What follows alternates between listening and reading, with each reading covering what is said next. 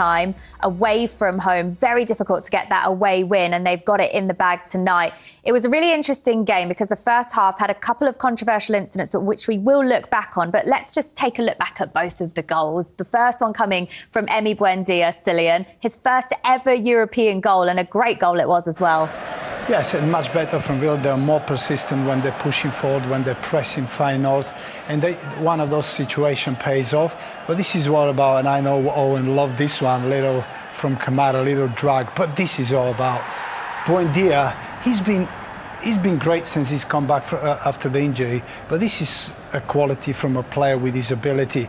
He just take a little touch, and you know exactly where the goal is, and it's a cool finish. Yeah, he's a wicked technician. You think about, obviously, Rodgers is playing in that number 10. He was kind of playing off the left, but actually that's kind of his position as a 10, but Rodgers has made it his own. But that little stud roll just gives him timing to just literally just curl it around. I mean, it's a fantastic goal from everybody involved. Do you think we'll see him more involved in this Villa team this season? Yeah, I mean, I think you could see Rodgers play out on that left-hand side and come in because he's a bit more explosive, a bit more athletic.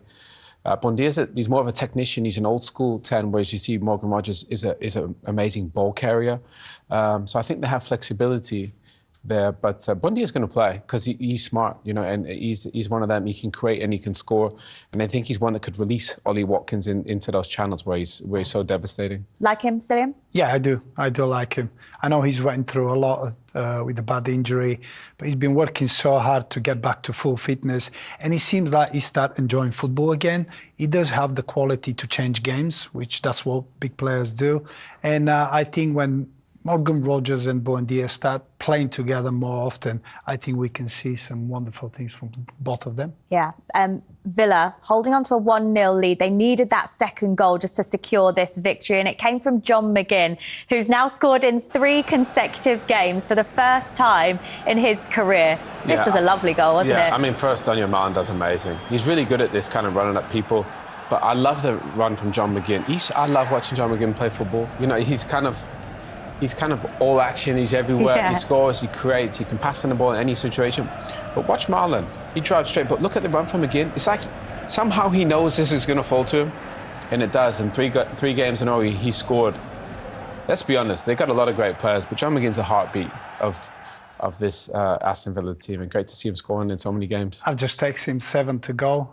Before every season, I've put a target of 10 goals. Have you? Yeah, because I do think he's got so much potential. Yeah. He just needs to unlock it. I think with his energy and ability, with his strike, when the teams get tired, he can get to those possessions. And I mean, you see, it's late in the game. Everybody's mentally tired.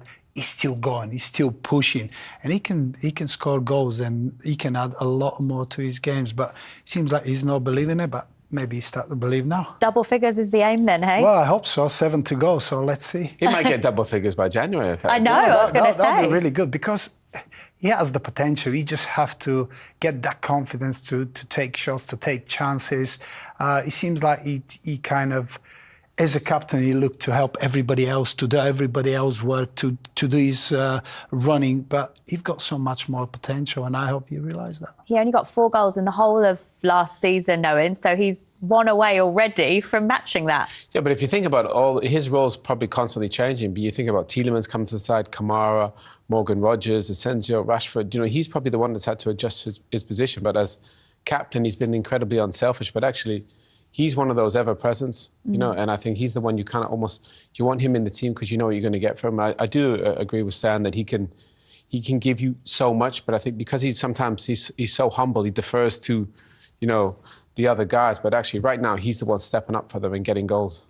Yeah, exactly. As a captain, as a leader, it's been a difficult couple of months for Villa, and I think he has really taken that role.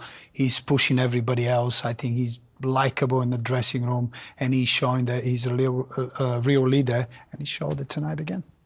Marco Bizot in goal tonight. Wasn't meant to be starting the game. Emi Martinez was actually picked as Unai Emery's starting goalkeeper, but picked up a muscle injury, we think, at some point during the warm-up. So Bizot played, and I tell you what, they needed him. He made 8 saves during this game, Owen. He was up against it a bit.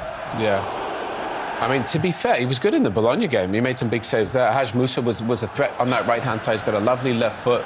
And, you know, I think we saw on the stats before, Feyenoord, I think they had triple the amount of shots of Aston Villa. So, you know, they were under a little bit of pressure. But when you got a guy like this in goal, you know, he made some big saves. Obviously, Ezri Konsa and Pau Torres in front. But, Stan, he made some big saves in the game. Amazing. And, you know, it's really difficult for Bizot. I mean, Emi Martinez is one of the best in the world. Yeah. And it's really difficult to run the club when the goalkeeper is the main player. Yeah. Martinez has been outstanding for them. But every game he has played, he has made a difference. And how good is to have two very good goalkeepers, and if one is not available, the other one can step in and can make a difference, and he's definitely made a difference tonight. And because of Emi Martinez's transfer speculation at the end of the summer window, Stilian, it was actually Marco Bizot who started this campaign for Aston Villa. Then when Emi Martinez didn't leave, Martinez comes back into the side. Will that have been quite difficult for him? No, I think Bizot understands his role and his position at the moment. I think he's releasing the challenge with Emi Martinez. He's saying, yeah, I know you're number one, but every time I have an opportunity, a chance to play, I'm going to show that I can be a number one as well. So it's great to see. And another clean sheet for him tonight. Shall we hear from him now? He's been talking to our reporter, Danny Jameson. Marco, you know how difficult it is to come here and win at De Kuip. How big a victory is that for Villa tonight? Oh, I think it's a massive victory. I've played here in my career many times. I think I can maybe count it on one hand that we took a victory here. But yeah, this is a massive victory here with Villa and for Villa. So I'm happy. There was a strange incident before kick-off where we thought Emi Martinez is going to start, and then you come out to start the game instead. What happened there? How much notice did you have that he was playing? I think he felt something during the warm-up, and I saw him already speaking with the officials, and yeah, the goalkeeper coach told me, all right, he's going inside, he's going to check, do your thing, we're going to warm up a little bit and just be ready whenever it's needed. And that's what I did. So you have to be ready as a backup goalkeeper all the time, but to come in and you faced 13 shots in that first half, you made 8 saves overall. The warm-up must have worked. Maybe it's good to do a small warm-up, short warm-up, then you get more energy to play a game. But no, I'm joking. No, yeah, I didn't count the shots or whatever, but I'm glad, I'm happy that I can help the team. And if it's on this way, it's on this way. I will give everything what I can do, and yeah, just do my job. And listen, that's 3 wins in a row now. Yeah. When I spoke to Unai Emery before the game, he said he felt like you players were regaining and finding your confidence. Can you see that in the dressing room? Do you feel like you are getting a bit of momentum now? Yeah, definitely. It was been difficult in the beginning of the season, but we never lose the faith. We never lose the hope. We still got the spirit, even. Yeah, when it was not like that great in the beginning of the season, but yeah, now it's hopefully this vibe we have now, we can keep up with this, and then yeah, we are playing better, we are more solid. The team, I think we have more confidence, and we score goals, and that's the most important thing. Very well done tonight. Thank you. Perfect. Thank you very much. I really enjoyed that interview, Stilian. That's the first time I've actually seen Marco Bizot be interviewed. What's he like as a person? Because he comes across like a really nice guy. Really good. I mean, he's great in the dressing room. The boys really enjoy his company. He's vocal in the dressing room as well. As usual, as a goalkeeper, they're all vocals. But he just loved being around there. I think he enjoyed the opportunity. He knows he's played some role in the team. But he's been different than anything else. His humour is a bit dry. I think the boys like that as well. But overall, it's great to see he's enjoying it. And you know, he's been asked about his position and what is he expecting. He said it is what it is, and he's just taking in and enjoying the challenge. Is that true what Stilian said? Are all goalkeepers characters, Owen? Yeah, most of them. That's probably why they go on goal and they get ball smashed at them all the time. Nobody else wants to do that. But one thing is he's experienced. You know, he's 34 years old, and I think you can see that. He seems really chill, really level. In the 2 games I've seen against Bologna and today, he was let's be honest, he's been the best player. So credit to him. You know, when you're missing somebody like Emery Martinez, one of the best in the world, you get someone to step in and be so reliable. That is a huge plus for the football club. He will be relieved, though, because in the first half, we all thought that Feyenoord should have been 1-0 up, but the referee disallowed their goal for what we think we still are not completely sure, should I say, but we think it's on a foul on Matty Cash in the box there. Soft, really soft. I mean, there's not much to see, but it looks like really soft. I thought that the goal should stand. It's just, there's no foul. Yeah, we're all baffled still. We've seen this so many times. I mean, we looked at it from different angles. We tried to find out what exactly happened. I mean, even the referee reaction with his hands is yeah, we're not sure what that means. Don't know. I have no idea. I mean, if somebody can explain it to me. And I've never seen anybody do that. I know, what's that mean? I was to be fair, Bizot almost saved that one as well. I mean, from the other angle, you can see it's just over the line. I think it's Uefa with an amazing header against 3 Aston Villa defenders. But yeah, the referee made a couple calls where we were just like, really? But you know, some I guess they have bad days as well. Yeah, the offers. Yeah. The other strange one was that we all thought that Feyenoord might have been down to 10 men because there was a denial of what we think was a denial of a goal-scoring opportunity against Villa here. But the referee went over to VAR and checked on the monitor and decided to stick with his on-field decision. And he should never stick with that decision. I think he should have changed it. Whatever he thinks, if his teammate could have get there was not a chance that his teammate could have get there. He was the last man. There's rules there, and he should have changed his decision and award the free kick and the red card. Okay. Let's think about this because he's gone over to the monitor. He's had a look at this about 20 times. So what do you think he's seen there to not give it? Well, he probably thought the left back, Gil Small, was going to get there, but he wasn't because Ollie Watkins is one of the quickest strikers in this whole competition. So once Ollie gets that ball beyond Ahmed Hodzic, then he's last man. It's a red card. Initially, the referee gives a yellow, but the VAR says go look it on the monitor. But because he looks at the monitor, and I've seen this, if they look at it for more than 5 seconds and they're not sure, he's there. He looks at it about 20 times, so he's not sure. But really, it's easy. It's a red. He's last man. He doesn't get the ball. Just send him off. But for whatever reason, they tend to look at these things really low. Once Ollie pokes this away from Ahmed Hodzic, it's a red. End up. He's the last man. Goalkeeper's not going to get there, either as the left back. But this is, I think, the most conclusive angle where you can just see he's in. And he'll probably score. How he comes to the conclusion that he's not last man, I'm not sure. I'm sure the defender probably thinks the exact same, but he's happy to stay out on the pitch. So he got a couple of things wrong today. But again, we criticise players at times for getting things wrong. I just think the referee probably had a bad day at the office. And this could have made a big difference in the game. Well, thankfully it didn't, though, right? Yeah, of course. Because, going down to 10 men, it could have been really difficult for Feyenoord. But it seems like Villa have managed and found a way to win the game and to put themselves in a really, really comfortable position in that Europa League. Yeah. Robin, a difficult night for your side out there tonight. How would you describe the performance? Not as difficult. I think we performed really well in terms of our high defending. We won so many balls in our high defending. In possession, I think we played well, created a lot of chances, and didn't really got a lot of chances against us. So especially in the first half, but in the second half as well, I think we played really well. So it's a bit of a strange feeling to be standing here with a 2-0 loss, because in my opinion we earned more. As you say, you created an awful lot of chances, particularly first half. 13 shots, I think it was. Yeah. What did you think of the disallowed goal? I don't think that was the right call, because the ref was talking about a block. Apparently someone blocked someone of Villa. That was not the case.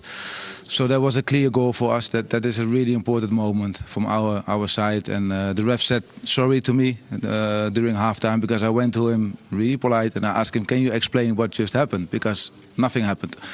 And then he said sorry. He thought that someone was blocked, but again he said sorry a couple of times. So that's a shame, and that had a big influence on the game. It's 2 defeats from 2 in Europe. The performance that your side put in tonight against a team that you said is probably the favourites to win the competition, how much does that give you that you can take into the remaining league phase matches? No, well, I don't really care about being a favourite or not, but I do care about how we perform and how we play, how we defend, how we attack. And that was spot on tonight. I think we played really well. We showed a lot of courage as well in defending forward. We showed a lot of composure on the ball. And we created, like I said, so many chances. So overall, I have a really positive feeling. I didn't have a positive feeling about our game in Braga, because in that game we didn't perform well. But tonight we did. So we have to keep going and then the wins will follow. Thanks for your time. Cheers. Thanks. Say hi to everyone at TNT. Absolutely will. Thank you very much. Thank you, Robin. Hello, Robin. Yeah, hi from us as well. Of course, he's been on the TNT Sports channel before, pitch side with us, Owen. Great to hear his assessment of the game there, because I think he's absolutely right. They played really well, but to hear his conversation with the referee, the way he tells it, the fact the referee had to apologise to him at half-time for disallowing what should have been a good goal. I mean, that's very telling, isn't it? Do you know what? He literally nailed it. It's like he's gone from the studio straight onto the pitch. And honestly, he broke it down perfectly about the ref, about the way they played. Even Dan, he said about Danny, he said, oh, you must have been disappointed. And he looked at him like, it wasn't disappointed. We actually played really good.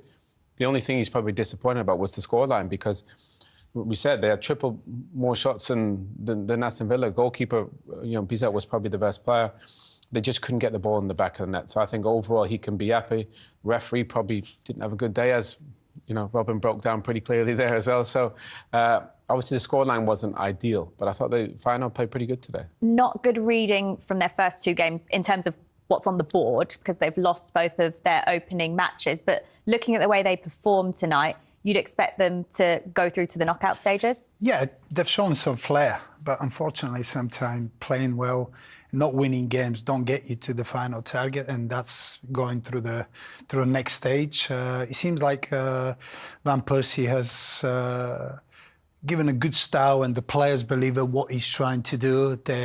You can see that they've got a very, very young squad and some exciting players. That high press, which he spoke about, a lot of turnovers, was good. They had good energy.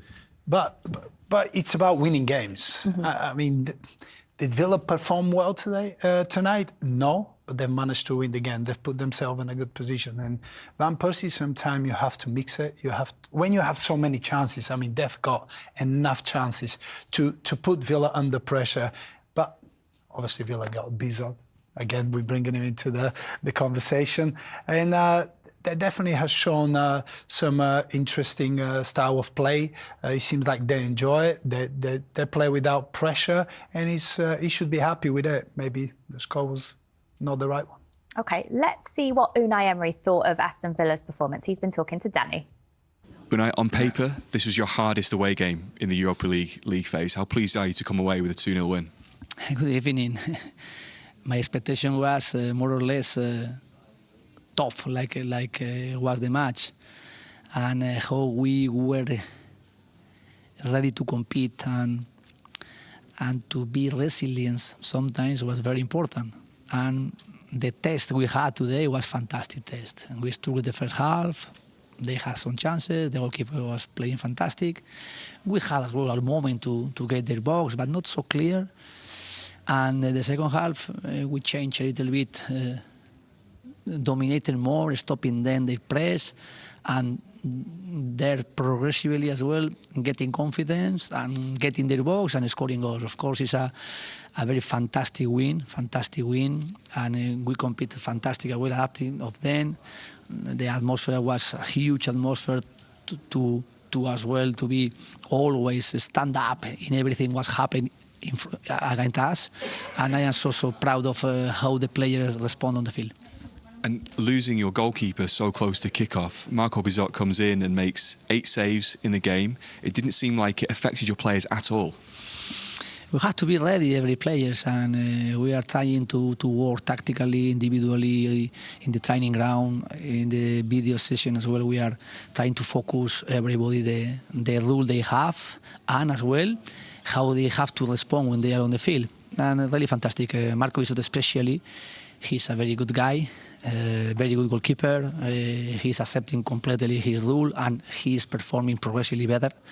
And really, when we can have some players out, like we have, because today we had 6 players out being injured and not available for today, and the response they did and other players was fantastic. And in this situation with the goalkeeper as well, fantastic how he replaced Emi Martinez. You mentioned players being ready for their opportunity. Emi Buendia is another one who had to go out on loan last year. It's felt like he's had to be really patient to take his opportunity. How pleased have you been with his attitude and the way he's performed when he's been given the chance? He knows how we are building the team and how we are building it tactically as well, and his position is clear as a 10 number, playing left or playing inside, and he has skills and he has as well capacity to assist or even to score goals, and now he has 2 goals in his back, and of course it's very important because we need to add players scoring, players as well getting confidence, getting minutes and playing with their capacity, their skills in our structure to try to get stronger as possible through individual performance and collective performance. I know how much you like and rate John McGinn. There's 3 victories in a row. He's scored in all 3 of them. How pleased have you been with how him and the rest of the squad have stuck at it after a difficult start to the season, and how can he take this momentum forward now? He's challenging as a captain as well, something more than tactical and individually. He's playing with a lot of emotions, and his motivation is always high, and his capacity to respond in the difficult moment. I think here the supporters know him better than me, but the 3 years we are working together, he's a captain, and he's as well one player very, very important in the dressing room, and he's always happy, he's always smiling, he's always responsible, and when he's playing and we need to get something more than individual performance, more than tactical performance, is something getting emotions and as well moving, trying to get good energy and positive energy. He is always already in each moment to do it. Appreciate your time. Thank you, Unai. Thank you. Well, great to get the thoughts of Unai Emery on his team's performance and what that means so far in terms of the Europa League table. Aston Villa are sitting exactly where they would like to be. There are 7 teams so far with a perfect record, 2 wins from 2 games, and Aston Villa are one of those sides on goal difference, sitting in 3rd place. That's exactly where they want to be, Stilian, and they are one of the favourites to go on and win this competition. And off the back of those opening 2 victories, will they be a team that all of those others will want to avoid? Of course, especially at the Villa Park. Villa have the potential to go to the final. They've got the ability, they've got the players. Don't forget there's another transfer window coming up, so Unai Emery will have the opportunity with the new sporting director to add more quality, more players. So they're sitting in as I said, in a very comfortable position, which they give him a platform to build on. And looking at the games that they've got coming up as well, Owen, it was so important for them to follow up those 2 wins from the last week with this one today, going into that Burnley game in the Premier League at the weekend, ahead of the international break, because this has really kick-started their season. Yeah, I think defensively they've improved a lot. You know, I think in the last few games, not conceding as many goals. Obviously, the one thing they need to improve is the goal scoring. That's been a bit of an issue this season. Obviously, got the 3 against Fulham, but I think it's only 4 in the league in 7. So you expect them to improve that against Burnley, Spurs away. Obviously, I think in this competition, they're favourites. And then obviously you got City and Liverpool. But I think Unai's almost at his best when he has a game plan for some of the bigger teams. So it's been a slow start, but I think getting Emi Martinez back and some of the bigger boys, obviously, I think Tielemans and How far off is he? Mings, I think they'll all make a huge difference. How far off is he, Tielemans, to be? I don't know. Oh, you seem like you know something there, Silly, and you don't want to share it with us. Jules. Can't tell that. You can't tell us. That's all right. Oh, that means I like that, Team Villa. Burnley game. We expect him to start. Great. But he's been missed. He's been definitely missed. He's one of the most underrated in the league. Yes, I think he gives him a completely different option. I think the players are really comfortable with Yuri. He's great on the ball. His vision on the game is perfect, and I think he's going to be like a new player when he come back. For Burnley. Who knows? All right. Well, that is about all. I'll let it go now.